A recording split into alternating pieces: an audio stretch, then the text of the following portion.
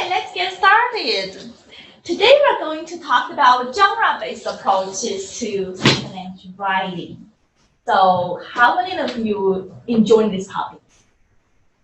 Cool. Very hard topic. I know. I read the papers, I summarized them. See. Yeah. So like after Dr. Lee's class, then I'll be. Oh, cool. That's good. You know, genre-based approaches is definitely popular right now, and especially it has really great impact on the studies of second language writing. Yeah? Today, I'm going to talk about the three approaches to genre-based approaches. Okay, three approaches to genre-based, say, writing. And so I would say our focus would be on, say, English for specific purposes. I mean, one of the approaches. However, I want you to know some other approaches as well. Anyway, I just touch upon it and discuss a little bit and give you some, say, background information. Okay, good. So, to get started, let us talk about genre. Genres are everywhere, right? So, I do think this term is very familiar to all of you, right? Sure. When we talk about genre, we feel like, oh, we can definitely think of the different genres in literature, right? The different genres of music, genres of painting, genres of art, as well as movies, right? Yeah. This is an example. This is a genre of painting. The reason why I want to give you the example because I visited Camille Art Museum this Saturday in Fort Worth. And I was amazed and, say, Molly's paintings, I thought like, wow, that was gorgeous. I was so happy that I didn't miss the chance. I actually went there on the last day before it, say, travels to some other places in the world, So I visited this exhibit and I think about it. Oh, that's definitely a good example. By the way, what is the genre of painting? So here is impressionist, say, painter, of course. Yeah, because he's very famous for the paintings of the natural sceneries. So what do we call that? Natural sceneries.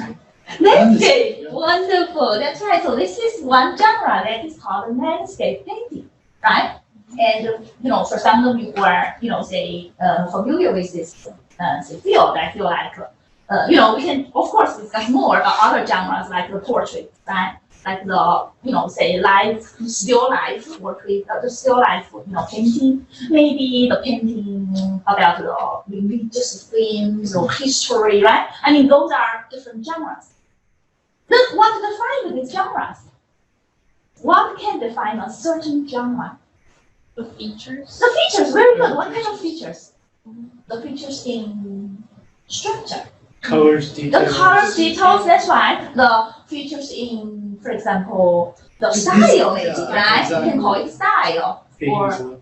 That's right. Themes, very good. Or sometimes we call it content, right? Very good. So all these different features can define a specific genre, right? So it's the same case with the genre in the field of composition, right? Now let us move on. If we talked about the genre in the comparison field, then we know these are the definitions that actually say give us a lot of inspiration. First of all, genre is abstract, socially recognized ways of language use. Okay, so here we definitely need to know that it's a socially recognized ways. Once again, writing is in a social context, right? Right. So it is abstract and socially recognized. Okay, this is actually the definition, put forward by Highland. Now, how about the next one? It represents regularities of staged and goal-oriented social practice or social process. Okay, it is staged, goal-oriented. So that is to say it is planned, right? It is organized, and of course, it has goals to achieve. Okay, and I think the third one is very clear for especially those who want to do genre analysis. So genre is a class of communicative events, the members of which share some, sets of communicative purposes that are recognized by the expert members. of this, say discourse community, right? So for example, we talked about the research articles, right? We talked about the CARS model, still remember that one? We mentioned that there are specific rhetorical rules and steps that you can follow if you want to write your research article, for example, the introduction. And then you follow CARS model. Is that right? And all these specific steps and rules are established by those experts in the field. And we want to learn from there. We want to demonstrate our knowledge and of course present like an on the author, right, or worthy author. Then we try to follow those moves, those steps, right? So later I will give you some hands-on experience, and I would like you to do some genre analysis with me together. Okay. Now, what specific academic genre can you think of? Writing articles for publication, would you consider that as a genre? What kind of article from publication? So, depending on the journal, you have a specific procedure, the number of pages, how the abstract positioning of where the introduction and the subjects and how it's organized is different for each journal. Would you consider that? Oh, wow. So is there something to do with your narrative? What do you think? Why? Oh, I'm thinking about the academic genre here. For instance, you as a PhD student, what usually do you do? For example, in your school, and like in my class, huh? So genre mean like APA and that kind of specific, the way you write, the tense and everything that goes into that. So, and here I mean the types of the writing tasks you may, response be papers. exposed to. Oh, That's right. Annotated For example, you have annotated bibliography and you have response paper, of course. And sometimes you need to write your conference proposal if you want to present at a conference, right? And also, I think everybody should know the research articles as well, right? Or later, your dissertation. Those are the academic genres we can think of right now. Say put ourselves in this, say context. So, We have a variety of genres that we can discuss together. so that includes things down like for chemistry, your lab reports, Exactly. or business Wonderful. class, and Exactly. executive summary. Very good. It actually varies, say in the different disciplines. I would say very good examples in others. Very good. Right? Yeah. Then let us move on. I would like to introduce to you the three approaches. Okay. Are you familiar with these persons? Those are renowned scholars here, right? Yeah. So first of all, the approach to writing is systemic functional linguistics. The abbreviation is SFL. Okay, so usually it's just say, SFL. Okay, systemic functional linguistics, is actually proposed by Michael Helen, the founding father, right? Is Dr. Michael Helen. And how about second one, English for specific purposes? John Swell, that's right. So ESP, okay, abbreviation here, ESP. The founding father is John Swales, and we will actually go through all these specific steps and moves that he established earlier. And then later I'll introduce some books too. Well, then the third one is the new rhetoric. The new rhetoric is not so familiar to us because actually this is a constructed approach that is supported by mostly the rhetoricians as well as the composition theorists. So but here I just want to let you know, Caroline Miller. Dr. Caroline Miller is actually one of the representative scholars in the field. She actually has a book, something like the writing as a social act, that is also very famous. Okay, I will introduce each of these branches to you, and we will focus on, however, English for specific purposes. So that's to say, today our discussion will be more focused on this, and we want to do some hands-on experiences as well, hands-on activities, regarding ESP. First of all, systemic functional linguistics, sometimes we call it the Sydney School. All of us know, right? Because it comes from Australia, right?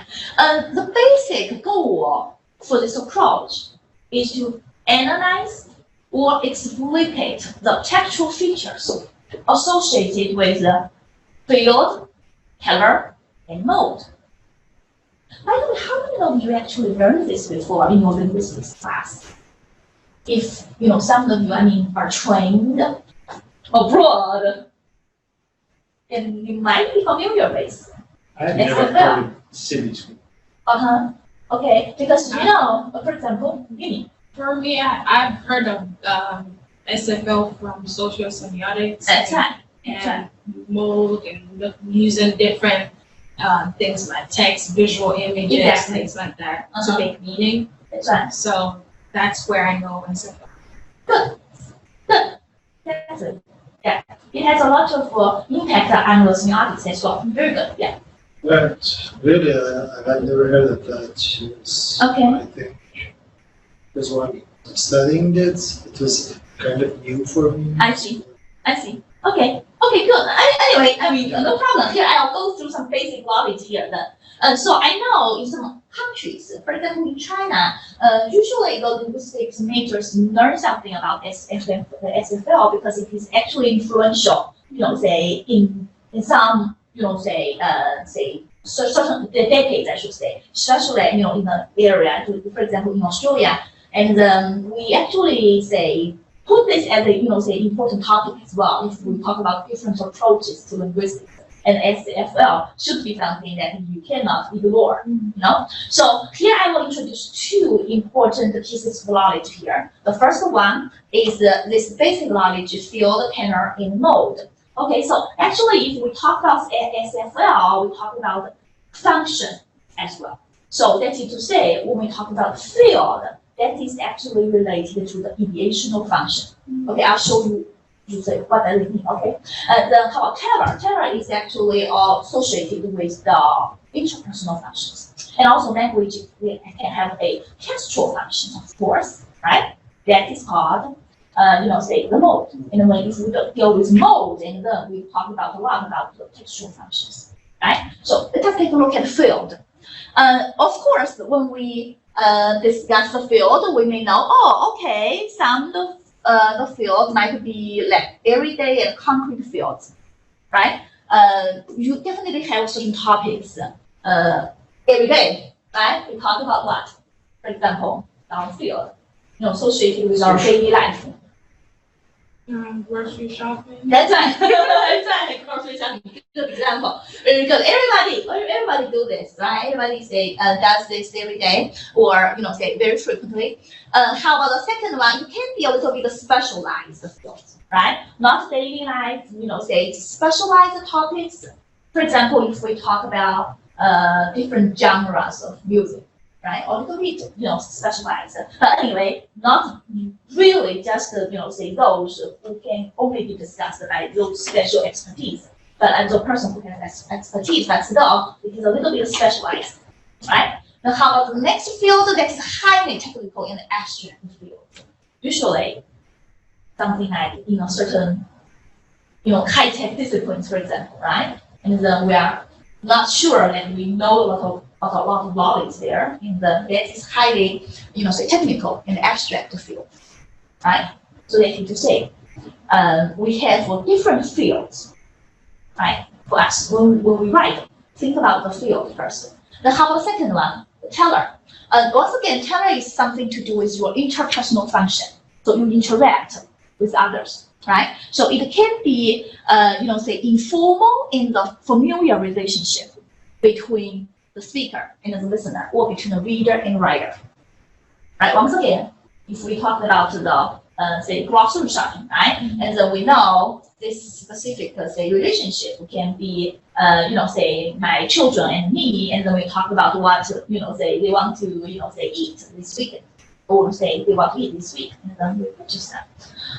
Then it can be increasing formality relationship between speaker and a listener, or reader and writer. So formality relationship, for example, do you think that this specific relationship between you and me, the professors and the students, might be a little bit formalized now, right? Okay. Then it can be formal, very formal, relationship, an informed relationship between the reader and writer. Formal, what is the example? The formal relationship between reader and writer. If like in a business, let's say, Very good. The a business setting. higher level executive communicating with their president. That's right. Very good. That's right. And also, I'm thinking about in academia, right? If we have, say, Student. That's right. That's right. That's right. For example, if this is a the renowned say conference, the world known conference in the field, and maybe say the audience, the doctoral students with those expertise, John Swales, Dr. Ken Hyman, those persons, maybe this relationship can be a little bit say formal. Okay. And how about mode? This is actually so familiar to us because whenever you write, you think about the textual functions, right? Do you think you should use the formal language? You should use informal language. You should use colloquial as well. For example, some students may ask me, "Can I really use I in my paper?" Such kind of questions. They usually say pop up. So I would say, for that I question, I would say, totally depends, on the context. For example, I myself would be happy to see somebody use I in your reaction paper, right? Since this is your response to the article, why not using I, right? Because this is exactly, you want to show your agency, right? Because you as an agent, you did something, you responded to it, and then you die, right? And for me, when I did my dissertation, even now when I publish, I tend to use IQ sometimes, but it really depends on the journal. Sometimes some position journal will say, I would love you to use the author or the researcher, right? But usually in some other journals that actually they publish a lot of qualitative studies, then they would be really happy to see you use I. Okay? Something like that. I'm just trying to think the last time I used I in paper. It's been forever. Long time, right? I know. So I know your writing style. Yeah. I still remember. So it's really neat, really scientific. I love it. So for some reason, especially like the reflection paper, you never want to avoid the I, right? You try. I really Of understand. course, this is your reaction. Let's do it, right? So again, that is something to do with your mode. Sometimes most spoken or spontaneous, informal, concrete communication, or this is recounting or reporting, right? For example, like a certain commentary, right? And also the most written, especially I'm talking about the research, right? And there are a lot of, I would say a little bit like conventions that you have to adhere to. Yeah. Okay, this actually gives us a lot of insights in writing. Still now, when we talk about SFL, also we need to know basically this specific approach has been widely applied in a context such as primary and secondary education, and also it includes the adult immigrant educations.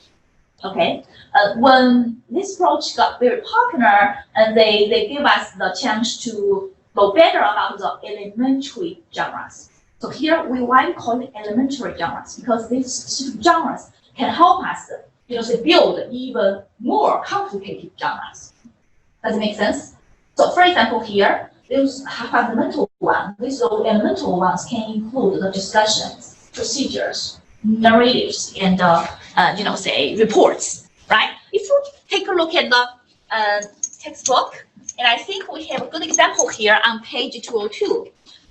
So for instance, for SFL, those specific genres are listed here. You see it, figure 8.1. So if we take a look at the procedures, the different categories here, right? So we talk about what is the social purpose of procedure, this genre, okay? What is the social location of this genre? And what is the schematic structure, as well as the description of stages, right? So this relates back to the definition of the genres. right? So for instance, when we take a look at the first one, the social purpose, we know procedures is to instruct people how to do something through the sequence of steps. Okay, and the social location usually can be found in, say, science experiments, as well as the instructional menus, such as gardening books, cookbooks, and technical instruction sheets, right? And also the structure, the schematic structure. So first you should have a goal. It's like moves, don't you think so? Like, English for specific purposes, maybe you get a lot of insights here. So steps, and how you can achieve this goal, what are the results, right? The steps can be detailed from step 1 to until step 8, right? And lastly, description of the steps. How can you, say, write your goal part? So that is to say, you need to give information about the purpose of this activity. Of course, it might be in the title or it might be in the opening paragraphs. And also, you discuss your steps, right? So these steps can present the activities needed to achieve the goals, right? And then the results. The results can be the optional stage, describing the final state or look of activity, right? So right now I'm thinking about, recipe, right? I remember Mimi did this in French class, right? We want the students to do, a multi-model writing regarding a certain, say recipe of a French cake, right? So this is exactly the specific move that students want to follow. You talk them say clearly, these are the moves of the, say recipe, right? You should have your goals and then the steps. Of course, you make great details here. What are the steps? Step 1, 2, 3, or you even can add something, right? For example, you, say teach them the major verbs, whatever, so in order to reach that specific goals, you have to not only know the moves, but also the textual features. How can you use the textual features to achieve that specific goal, right? And the last one, the results. You can have a fancy, amazing, appealing picture over there, right? Image over there, and you want to share with others, okay? Or, using your social media. Is that right? Okay, so right after that, I would definitely introduce the teaching learning cycle to you as well. So that is to say, for the SFL, until now, we got insights not only from those, the functions that I mentioned, and also get a lot of insights from this cycle. I would say this can inform your curriculum design in a lot of, say, subjects, not only just in writing. You can, of course, use this in your listening and speaking classes or whatever language class, or some other, even in education, the bigger context, right? So let us take a look at these 5, steps. So the cycle of teaching and learning by Fees, 2002. First of all, you want to build in the context. Okay, think about the context. For example, where writing happens, right? And then you try to model as an instructor. You model as well as deconstruct the text. So the process of deconstruct is something like you do a lot of analysis of the features about this genre, right? So you deconstruct those texts and you model this process with the students, and then you continue to involved with the whole process by jointly constructing the text. For example, if you guide them to write a certain task, right? You can actually do this specific sample assignment with them together. Does it make sense? For example, to take a look at, to take example of the recipe again, right? You can go together and have that specific collaborative task with the students, and write a certain recipe together in class, right? Then the students feel, oh, they got a scaffolding and they tend to learn this genre better, and then they tend to independently do it right after class, right? So if you go to step 4, you can see independent construction of the text happen. Oh, that's wonderful. Then after that, right after that, they can even link this genre to others related genre. Or say here, 5 linking related texts. So next time when they do something very similar, then they will be very confident, to accomplish the goal. Is that clear? Yeah. Yeah, is that helpful? I think that's very helpful for like your lesson plans, right? You just definitely can guide your lesson plans, your curriculum design. Okay. I use that for my 13. You use it already. Cool. Uh-huh. Because you can use that for any text. Exactly. You know. That's right. That's right. So you know it came from SSSL. Yeah, now you know. Okay, we want to give them credit. Okay, then to get say continue discussing that cycle, I would definitely want you to go through these two constructs.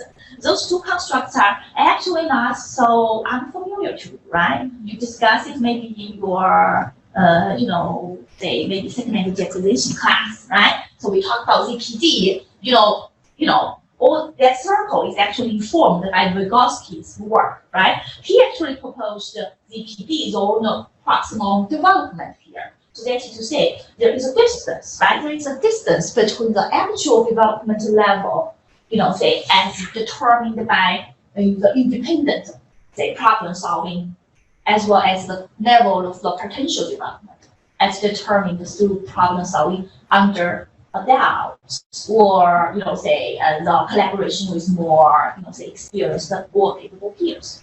Does it make sense? So if they do by themselves, the level goes like this. But if they get a scaffolding from the capable peers or from the instructors or adults, their parents, right? There should be another say higher level. And then there is a gap here. So this is the distance. This is called ZPD. Okay. So usually we actually associated this ZPD construct with scaffolding, right? Scaffolding is actually, the construct proposed by Brunner, who believes that those, say, gradual withdrawal and remove the scaffolding should, say, take place in the learning. You first have a specific scaffolding, but you don't want to always help in the same way, right? You want to remove and reduce, and finally, the kid can accomplish the task independently, right? So the scaffolding refers to the gradual withdrawal of adult control and support as a function, right, of the children's masteries of a given task.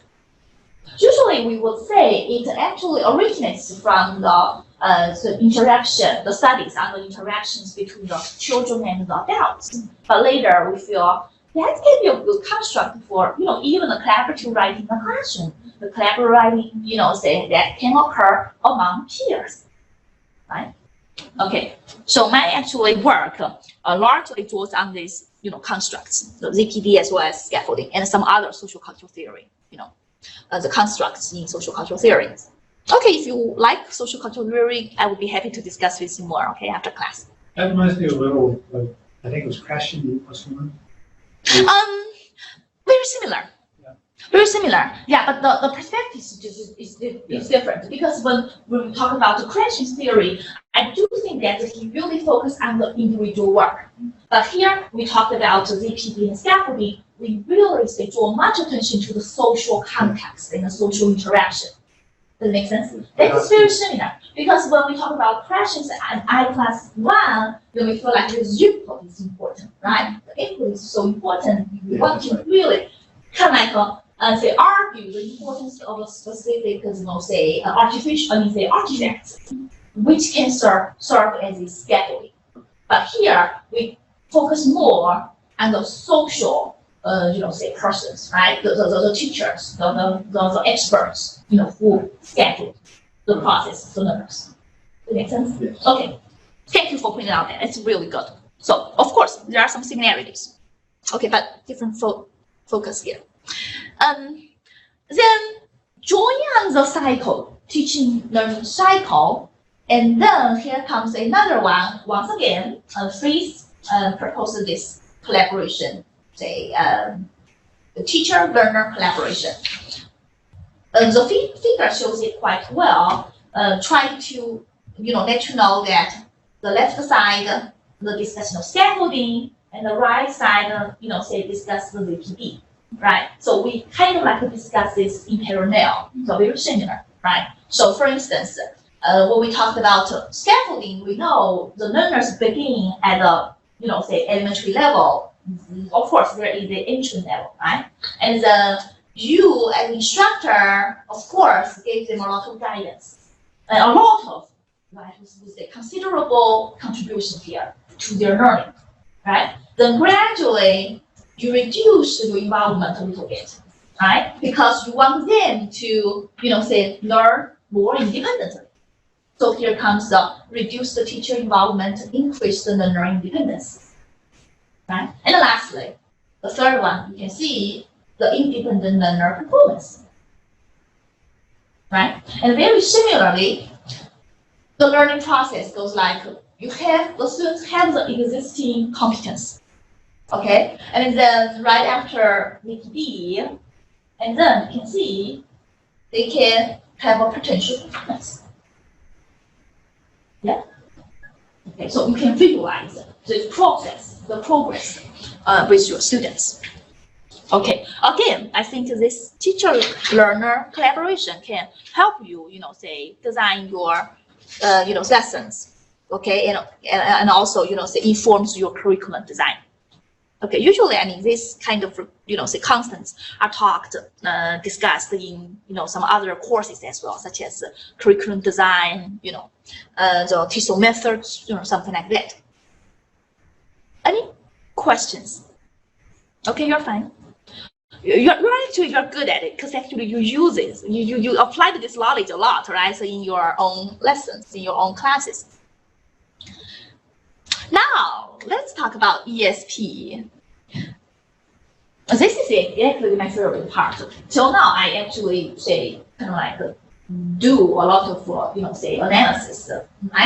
Myself for students as well as for my own research. Right? Sometimes you really want to say do some analysis to make this explicitly stated moves more say transparent say to others. So why it is good? Because it is very helpful in teaching students, especially say higher level students, mostly the graduate students, say in an EFL academic and professional settings. Okay, the main focus here is to analyze and identify the genres with discourse communities. So here I mean academic disciplines or particular profession. So for example, when we talk about ESP, we think of English for specific purposes like business purposes, right? English for tourism purposes, right? Or English for medical purposes, right? So a lot of different professions, right? There are some principles I want to mention here. One is called needs analysis or needs assessment, and the other is called situational analysis. Okay, have you ever heard of need analysis? Did you do need analysis in your class before? For a paper I did, I made a needs analysis for English for medical purposes. Oh, And then cool. when I was working overseas, we'd always do a needs analysis. Or like if we had a business, somebody who wanted a private business and come in, Yeah, and you do a needs analysis on that's right. lots of different things. We had checklists and everything. So Exactly. you have to know what they don't. That's right. That's right. I did the need analysis with my say graduate students before. When they just enter the master's program, and then they definitely have a lot of say expectations, and of course we want to know their current level, their say dreams, their goals, right? So here, I think that was productive. I feel that was very helpful. But if you are very familiar with all these student population, or you have already, say, contacted with the students many times, I would say that might not be so productive because, the information maybe we have already been obtained from you through the interaction, right? The interaction. But for that one, especially those who just enter the program as new students, I think these needs analysis are important. Or if you are the outsider who are invited to evaluate something. For example, evaluate the say curriculum for the English institute, say, or the EAP programs. Then you definitely want to say step in and of course do some need analysis, right? So here I want to introduce this to you first. I want to combine needs assessment and situational analysis here together. So that is to say, you of course want to understand your learner's needs. right? And meanwhile, you want to take the situation into consideration. So here we call it present situational analysis and the target situational analysis. Okay, so take a look at this chart here.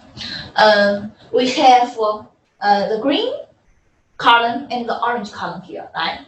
So when we discuss students' present situational analysis, we think about, for example, why are learners taking the course, right? And the second one, how do learners learn? So what are maybe the preferred ways, say for them to learn? And who are the learners? We want to know the population better. And what do the learners know already, right? Again, it is not just applicable to segmental writing. It can be applicable for, say all the languages, learning settings, or even like education settings, right? Then, if we take a look at the right column, we can see there might be more questions here for you to consider because you want to know what are the target situations. So for example, what are the goals for the students, right? So for example, why do the learners need the language? Okay, for example, later they will just need the language for work, or need the language for just say traveling abroad, something like that. What genres will be used? Okay, so what is the typical structure of these genres? So they need to say once you define these genres, then what are the features?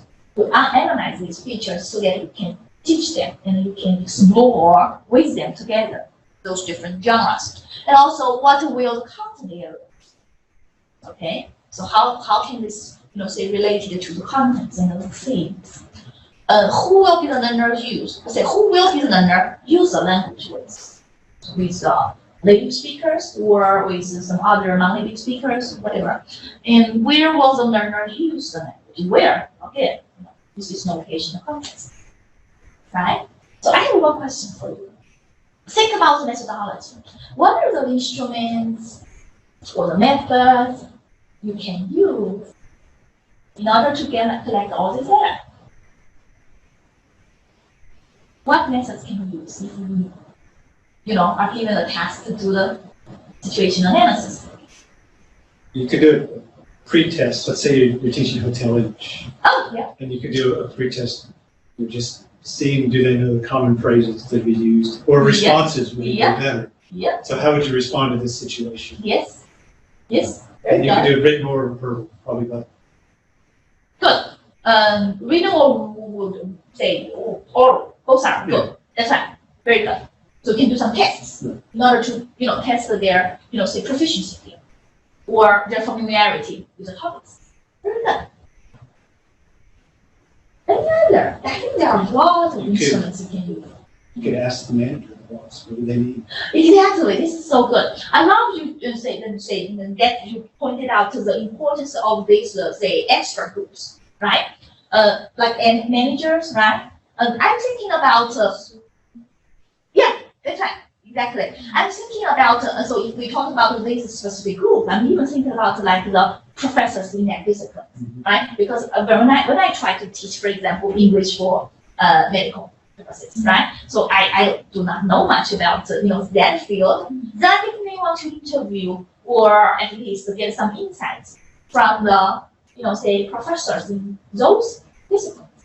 Exactly what you can do. Interviews, or you can have a focus interview, actually say focus groups, right? You get one.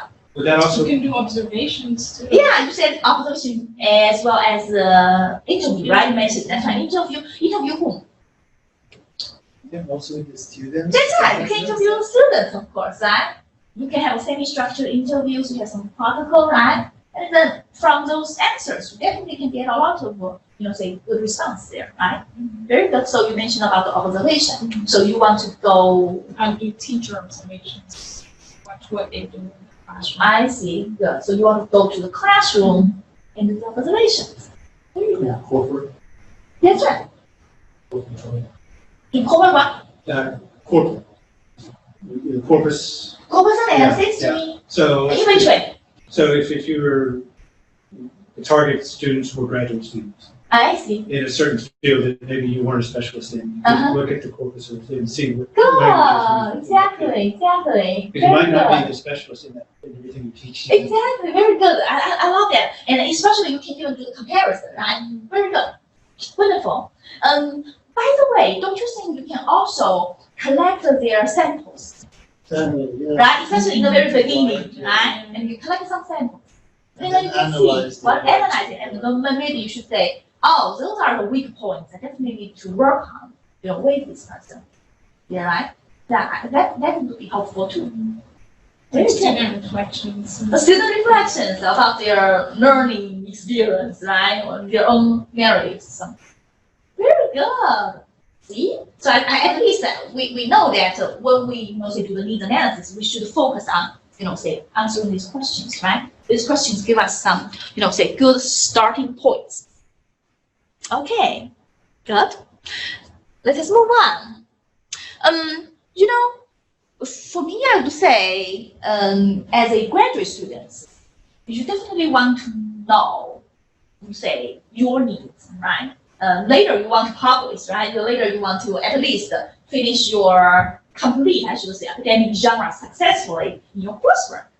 Or you can write excellent dissertation, right? So the genre would definitely something, academic genre is something that you want to work on here. So this is actually the basic, step, I should say.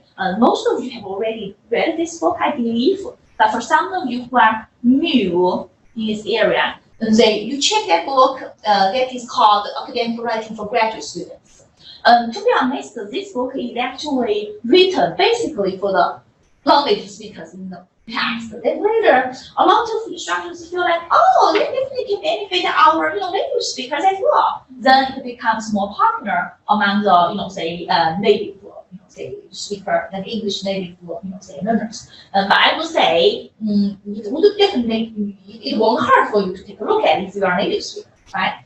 This gives us a lot of explicit explanation of the different genres we will meet in our academic, right? Especially we as the students.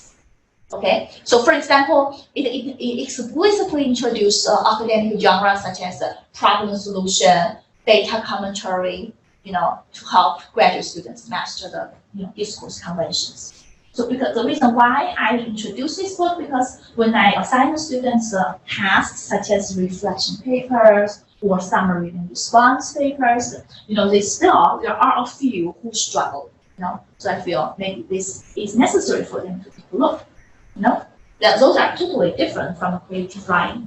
Also, those are different from the 5 paragraph essays. You definitely have something that you can benefit from. Okay. Another work you want to dive into are again, say written by John Swales. For example, his second work is genre analysis and research geography, right? So the first 2 books. So published in 1990, and then the second one published in 2004, and then for sure say now how those different genres are analyzed. Or after reading this book, you can even do the genre analysis yourself. So a lot of, I should say, research papers now that actually deal with the analysis of different genres. A lot of genres, get a lot of insights from that. For example, I would say later we will get a chance to learn the genres about the dissertation acknowledgement, the genres of conference abstract.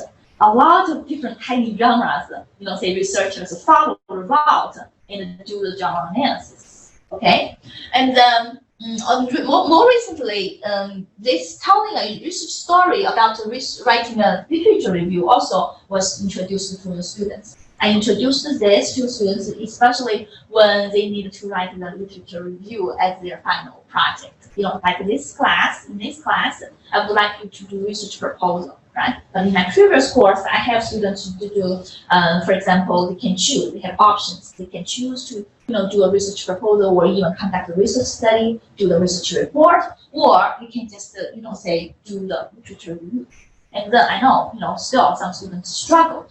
They even don't know how to synthesize the research articles because I see a lot of like random combination of different work. We talk about this person, we continue to talk about somebody, continue to say this, and somebody else speak that. And then, they are so randomly combined that it's not okay. You should synthesize different themes, say how these different, say literature can inform your research study, research design, So that book is also helpful too. Okay, then I would like you to take a look at this. Okay, the CARS model. The CARS model means you need to create a research space for yourself. Okay, so CARS, again, this is abbreviation here, right? For acronym here, create a research space. How can you do that? Then John Schwills gave us the different moves. Did you remember that? The different moves and steps. Now I will give you the chance to do the hands-on analysis here. I would like you to go back to find out what I shared with you earlier, say CARS model. Remember last time I gave you the handout, the CARS model, and then you go through the CARS model, the step at each individual move. In order to achieve that move, there are a couple of steps. Does it make sense? Some steps can be optional, but some steps are obligatory. Does it make sense? And then I would love you to analyze my work. So the reason why I share this with you because I want to share with you some other, interesting story I, did with the community, with the editor, So take a look at that, and then analyze whether I follow those moves. I actually unconsciously, wrote, and I feel like, wow, that's fun, because actually you definitely have some, moves found and some steps found. So you figure out whether these steps and moves can be evident in my paper. Okay, and I will share with you paper 2 here. Okay, so for us, we got move 1 is this first section up here. So this is where kind of the general research area that we That's found. right. Yep. And kind of brief review of the items, and kind of a tail of that is the kind of the citing of previous research kind of is a good tell that, okay, we're talking about past stuff. Yeah, we agree, right? So that should be, move 1, yeah, A, move 1, right? A, and B. B a little bit, okay. Yeah, a little bit of the B. Yep. And so establishing a niche, move 2 is, so we have, due to the increasing accessibility. So this is kind of goes back a little bit to reviewing some items That's as right. well. That's right. And then to establish our niche, we say, despite such research on student interaction using wikis, there's still no lack of clarity. Oh, that's good. So Totally. despite all this, this is where we're going to jump in and fill in that lacuna. And we take a social culture theory perspective of it. So that's kind of the angle we're going for. And So you kind of like announce the nature of your research, right? This is our kind of the view we're taking. Very good. So are you talking about that belongs to 3, move 3 already? So the establishing niche is maybe within wikis, and then you're occupying the social culture theory. That's right. And then, and this is kind of the. How about the purpose, by the way? I remember, say, there should be a certain place that, why we mentioned that the purpose of this study is to blah, blah, blah, right? We kind of talked about this a little bit. Maybe it's the inquiry of these questions expected to shed light. So is it the purpose or you? So that is something to do with move C, right? 3, and then that is, so for example, yes, I'm thinking about this one,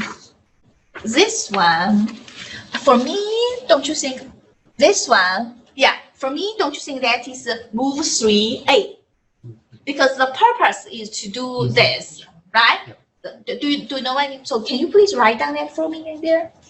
So we take the social cultural theory. We take a social cultural theory perspective to explore the small groups wiki writing interaction. That's right. So you explore something that this is your purpose, right? Right. Okay, that's right. So that for me, that is move 3. The the step is A. Is that clear? Mhm. Yeah, I agree. Then And- how about the questions? What do you categorize that? It is move 3, then step 2. Is that right? Yeah, Step B. B. Yeah. Very good. Very good. How about the last one? So you indicate something there too, right? The last sentence in this paragraph. In this, this section. C, yeah. That's right. Yeah. That is move 3, C. C. Announcing, C or D? Announcing findings. It's your expected findings. So I guess your value is you're hoping to find out. So the stated value of this research is that you're going to find out the answer. So things like this is our goal, right? So we tend to believe this is actually would be our contribution. Do you think this can be a value? What Do you 3C agree? says by announcing principal findings. Uh-huh. So is it 3C? So that is to say, you would say that is something to do with findings because you might want to find out a specific framework, right? And meanwhile, I would argue you can also be D because I would say, see, this systematic coding framework can contribute to the field because there's no unified, say coding scheme that you can use. Is that right? Very good. So we can do the combination of, C Yeah. and D. Thank you, John. That's excellent. Good job. So, you definitely can have a lot of, say, opportunities to analyze the paper, right? So, like this, if we go back, then we see it's correct, right? So you can keep it, And so, see, from my work, you can see, yeah, all the, say, obligatory, say, moves are there. Is that right? That's so interesting. So we talk about the reviewing previous research. We talk about here, you establish your niche by, addressing the gap. And also you want to outline your purpose of the study. All are there, right? But for some optional one, you also find that, the general research area, something like, say, B, under move 3, and C under move 3, and D under move 3. So that is also evident here. Right? So the reason why I want you to discuss this with me today is that I want to tell you when I actually worked on this paper, I got some kind of like guidance from the editor as well. Right at that moment, the editor is Dr. Christine Carney. Actually, she had a lot of research work in genre analysis, which is really very helpful because I still remember in the final draft or like the revised version, she actually herself suggested that I would definitely want to add my last sentence right after I finished my research questions, and she definitely wanted me to point out how you can contribute to the field. Well, one specific, findings that we can, envision that would definitely be, wow, amazing to all of us and readers, right? And then she actually gave me the opportunity to reflect on this and add the last paragraph. Did you remember that? I have a specific short paragraph there. Right. So I just want to let you know, although it is regarded as can be optional in some field, still that one seems like is also important, but according to the editors, the viewpoint, right? So from her viewpoint, we should have something like how can you contribute to the field, and then you continue to discuss your methodology. Okay, so this is a really very good experience. Later, I will relate this experience again to say that usually we are learning all this knowledge not just by learning the specific conventions, but also we learn by doing, right? In the community, what others do, what the experts do already, and then we learn from them, and then we have the same features there. Okay, now next one. Let us continue to discuss other important genres. I don't want to repeat a lot of similar genres. Here I want to introduce two, separate ones. So I remember I have that specific one here. One is for the reference article. Okay, what's one? Okay, so I want to show you the details here. When you do the conference proposal, right? You want to know how to write your proposal. And then this is something you can learn from. So in English for Academic Purposes, 2006, there is an article called Rhetorical Moves in TESOL Conference Proposals. It's very interesting, you know. They actually analyzed a lot of data and also, you know, say, of course, draw the conclusion that we should follow certain moves. So we'll see how this would work. Now, take a look at this one. First of all, you should have your territory, right? So, for instance, the territory can establish the situation in which the activity in a proposal is placed or located. Okay? And then you should have the following: reporting previous research as your move. Okay? So you need to report your research, the previous research. That is to say, you refer to text that reports on or refers to earlier research in the field, either by the proposing researcher or by others. So it's kind of like the move, say, 2 we just discussed in the CART model. So now, what is a gap now? You indicate that there is a gap. So the lack of knowledge or the problem in the territory.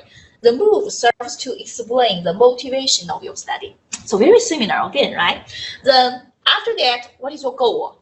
So this move shows the readers the statement, right? The purpose or the goal or general objective of the proposed activity. Okay? Then right after that, you have 2 means in order to achieve your goal. It's like steps, right?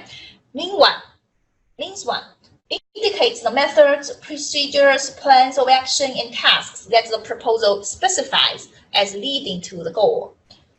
Means 2. So means 2 includes the method and procedures to carry out the actual presentation. Okay? And right after that, we have conclusion. So that is outcome. The outcome moves gives you the audience, so readers, a chance to understand the, you know, say, results, the anticipated results, the findings, as well as achievements of the study or other proposed activities. And then how can you benefit as the, you know, audience? The benefits is an important move as well. So the benefits move explains the intended or projected outcome which would be considered useful to real world outside the study itself or even outside of the research field. Usually, for example, in TESOL convention, we talk about how you as a English as a second language teacher, you know, say, implement this specific, you know, say, task in your class, right? So again, this is a good, say, analysis example of doing the move analysis of a certain genre.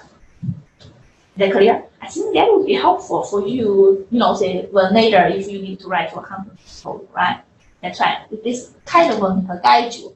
You should have certain specific moves, right? Think about the, you know, say, territory, and then talk about the previous research, then continue with your the gap you can fill, and then continue with the, you know, say, goals, results, you know, as well as your the benefits, you know. Is that clear? Okay. Right after that, I would share with you another one that is dissertation, say, as a genre, right? And so here for Dr. Ken Hyland, he focused on the acknowledgements, right? So actually, you can have your own angle, and then what are you interested in, and then you can discuss that genre. So Journal of Second Language, right? Especially Journal of English for Specific Purposes or Journal of English for Academic Purposes published a lot of, you know, say, research work on genre analysis. So this genre, for example, you want to reflect on the whole process. Does it make sense? So you reflect. I'm talking about this one. Okay, you reflect. You have the introspective comment on the writer's research experience, and then thanking, you mapping the credit to the individuals and institutions. Of course, there are certain steps you can, you know, say, focus on. Presenting participation, let's say participants. So you introduce those to be thanked. You thanking for academic assistance. right? A lot of persons who support you academically. Then you're thanking for resources, right?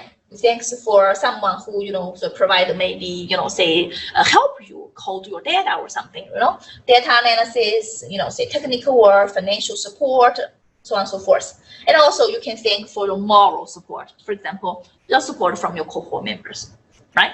Okay. And last, say, move is called announcing move. So in announcing move, you say publicly state the responsibility and the inspiration. Number one, accepting responsibility. And second, dedicating a thesis. Okay? This is another genre, right? So again, after you learned this, you can have a certain, say explicit knowledge, right? When you write, you feel, okay, you can, visualize what this specific, say acknowledgement may look like. So those, say structures may be helpful for you before you write.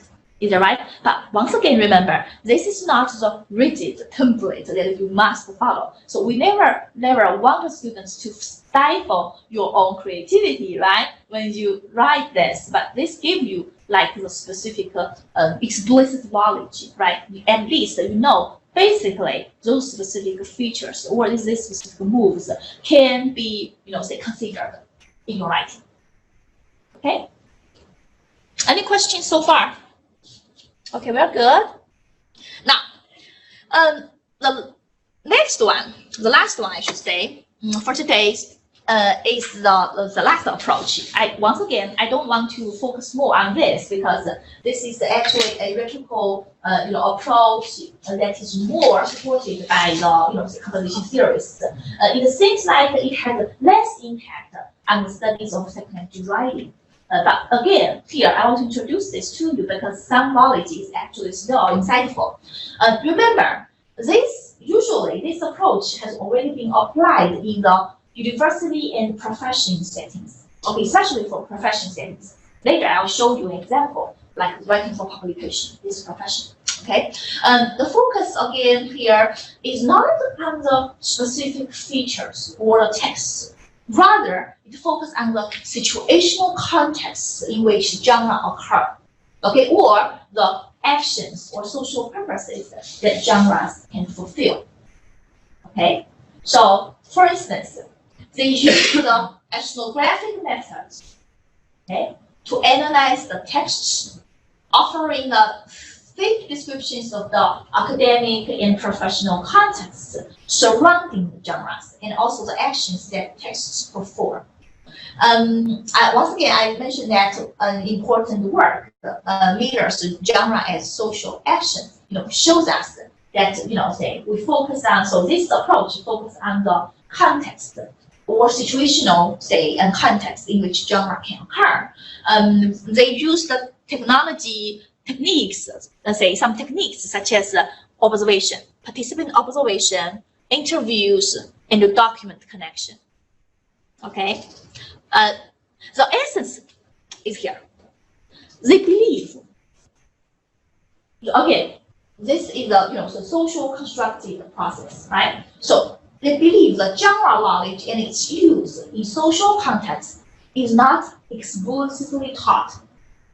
This is a little bit different from ESP, right? So instead, they believe it is acquired through the enculturation as apprentices become socialized into the way of speaking and writing, in particular, say disciplinary communities. How can you understand this? So we feel like, say this is a enculturation process, right?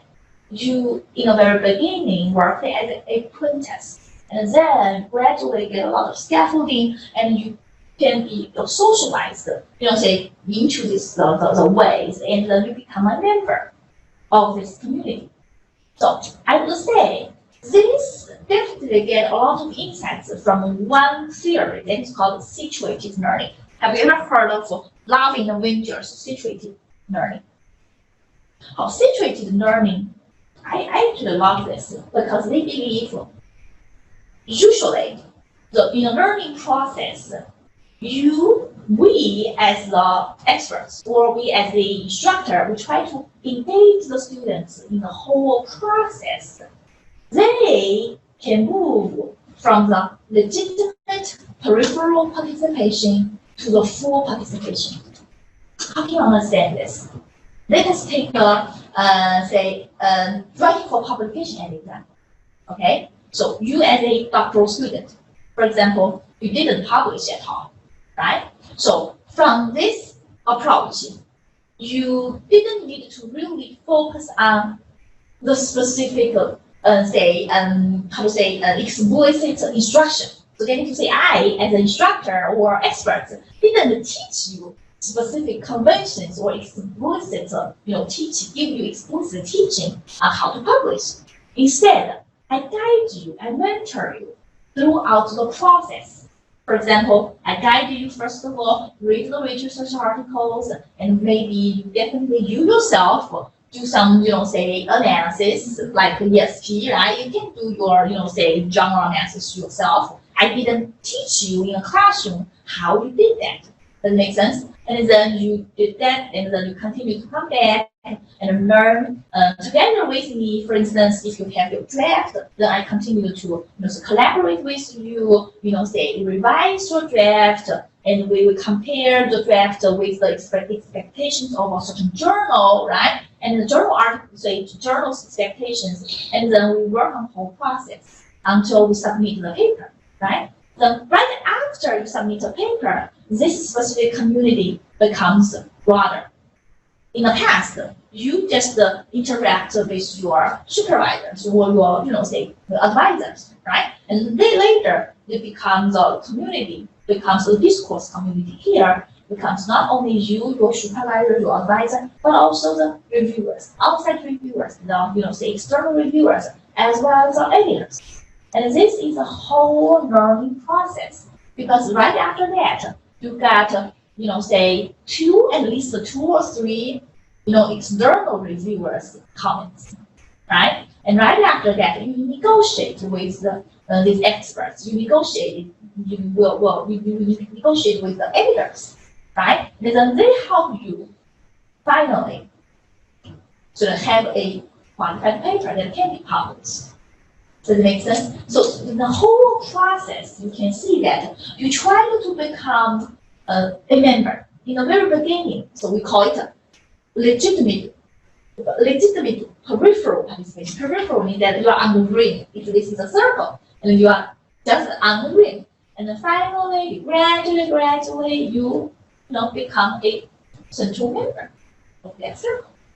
Right? You become a member, and then you continue to guide others. Does it make sense? So I do think that this will happen to all of you, I should say. I had the experience, once you work with all these experts and you feel like, anyway, to publish is really not a big deal, and you can make it every time, because in the whole process, you definitely should benefit a lot, from this, once again, the word, inculturation. This inculturation process is so important. Even right after, you submit your paper, you receive the readers' comments or reviewers' comments. That is a learning process. Does that make sense? So I usually encourage my students, to work hard on your coursework, and if you have chance, try to publish. Don't be shy. Don't feel like, this is really not a very high quality. But if you think that's good to go, and have of course have your supervisor or advisor, so they look at it and try to maybe improve it, then submit. Because once after you see the reviewers' comments, wow, that is definitely another learning opportunity for you. So I, as a reviewer for multiple SSCA journals, I feel like I try to help them in every aspect, Especially, I just feel like those who, for example, even are not sure how to write the academic writing, especially the research article, I give them resources. I try to teach them, how they can improve even the writing. Does it make sense? Not alone, the research design, not alone some other, say important overall, say quality of this paper, but I even focus on some like, language issues as well, if those are natives and non-native speakers. Does that make sense? So the whole, say process would be really beneficial, very beneficial, right? So I give you the example here. So writing for publication, and you can see that this is very helpful. You learn by doing, and this is situated learning. Okay, I think we actually finished the discussion of 3 approaches. So today's class a little bit different because I feel like these are important, say knowledge I want to share with you. However, I leave the readings, discussions last. So do you think that you have any questions about the 3 articles? So we read John's 2003, Hayden 2007, and Belcher 2006. I would say Belcher's one is a little bit theoretical, and Hayden and John's are more geared toward the pedagogy, right? So what are the comments? Do you have any comments you want to share? Any questions? I have a question related to the article in the book on page Okay, sure. 211. Okay, page 100. 211. Oh, 211. Okay. Yeah. About number 4 is, I didn't get exactly. You mean the conclusion, right? Yeah. Okay, number 4. So, Rita mentioned that we want to discuss further about conclusion number 4. Okay, on page 211. Let's see. Text organization or microstructure is often not original with the writer. Form, as well as other text features, is often strongly influenced by the conventions of the genre and the immediate situation in which the text is being produced. That's right. That is something to do with the, say, move analysis. That's the reason we feel like since these specific moves and the features are actually established by the experts. So we try to adhere to these conventions because we want to become the member in that community. We tend to train ourselves, say, all these specific knowledge. So what's your question? So now I got it. I mean that, so for example, it means that there are some strategies and principles out That they there, need just to follow. to That's follow right. it. That's right. Remember, we mentioned that genre is goal-oriented.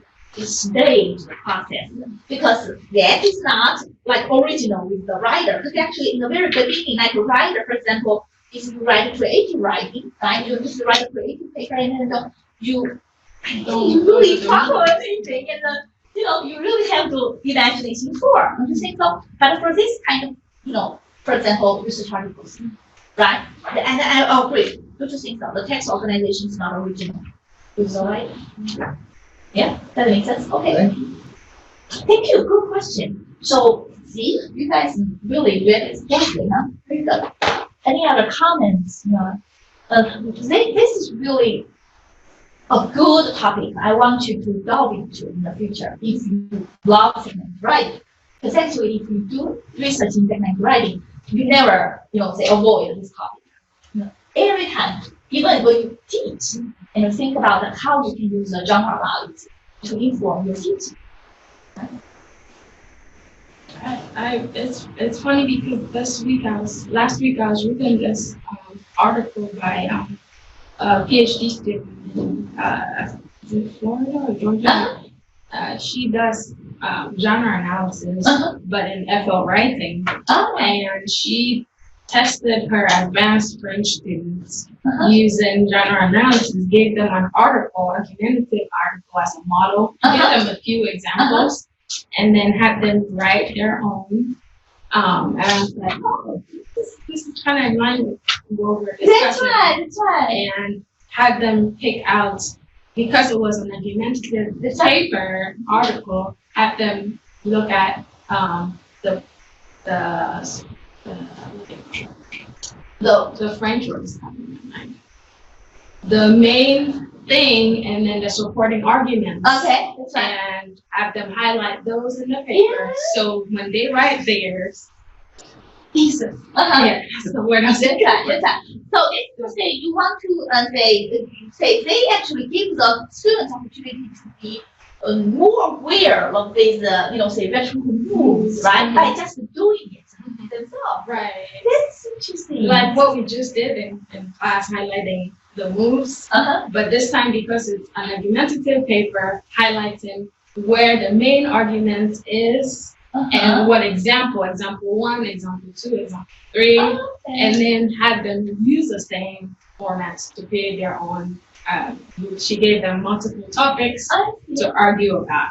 Okay. That was kind of Good. This author must get a lot of insights from, say, English for specific purposes, right? I think this skill definitely, say, informed her research or his research, right? Very good. See?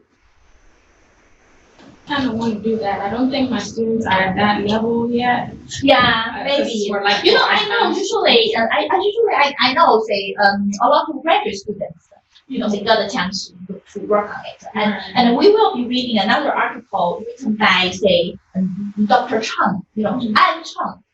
He had his graduate students, just to have that specific task, like you mentioned, they themselves learn this genre analysis, and then they go to their own individual disciplines and they analyze themselves. Because, say the English professors can never, guide you so closely in writing your, say discipline, say or a certain genre in your discipline. However, once we got this knowledge how to, do a genre analysis, you can definitely make explicit knowledge, expressed, right? So we want to enhance the awareness of the, say, certain genres. So that's the reason now it can be really popular. Every individual, especially the graduate students, or even university students, you can try that. But usually the graduate students will definitely have really be a good, very good position to, analyze a certain, say, genre in their own discipline.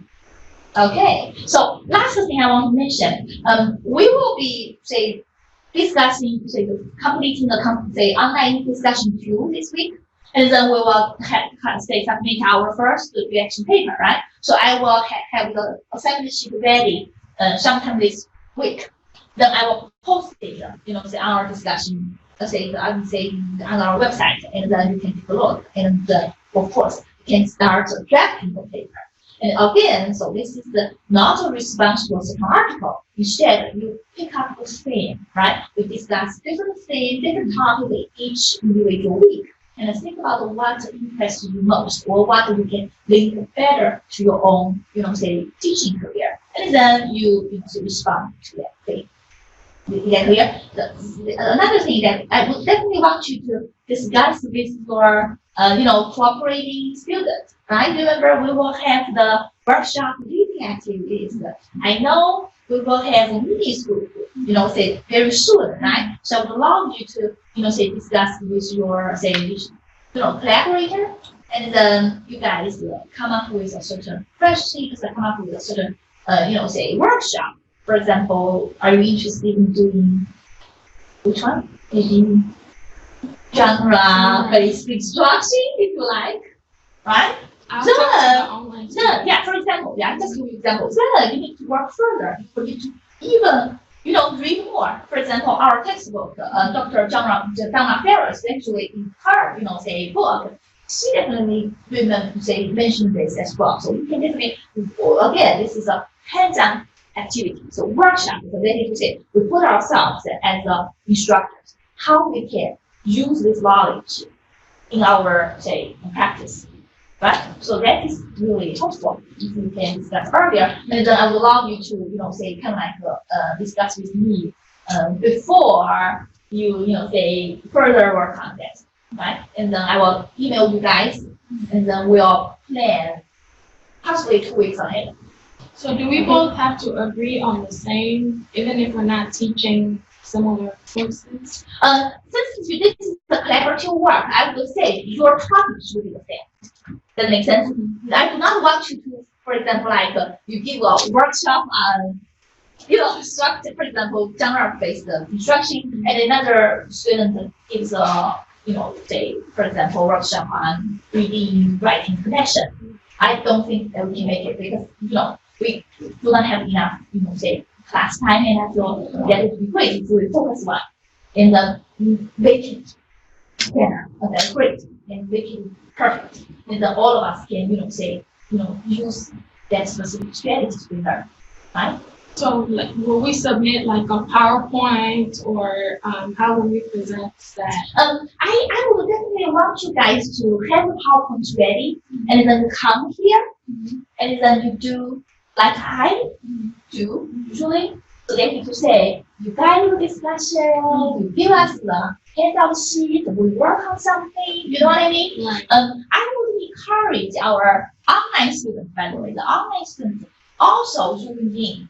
For example, that day, if you are the collaborator, you are actually I would say, you are the leader. Right? Since you are the workshop leader, why not join in? For example, if Mimi say has something, say introduce first, and then you will, by the way, who's your partner? Is it Remy? Remy, there are two people, Remy and. Oh, Remy, I don't think Remy will be your friend because we are not sure Ross will be here or not. Okay. So Remy It was will. Rosie. That's right. So Remy will be working with you, and I'm thinking possibly, he can be here too, right? By zooming in, and he can definitely comment more, or he can actually guide some other activities, right? I'll contact him after the class. So I think my partner's in South Korea. yeah, that's Yeah, okay. so Say reading, right? yeah, she can just do an audio PowerPoint maybe, and I Exactly, can sure. carry it. Or you can say, oh, you are interested in recording yourself. Why not just bring that a certain part together with you, right? After you finish that, and then you let that specific video play. Do you think that's also good? Yeah, there's a lot of ways we could do it. Yeah, do you think that's good? Like she said hi, she will say hi to everybody, and then finish her part, Right. and then you continue, Yeah, she and can then we do it. upload it That to YouTube. sounds good. That sounds so good. Yeah, if they cannot do me, of course. Okay, so far so good, huh? Okay. So I will meet you next week. Thank you.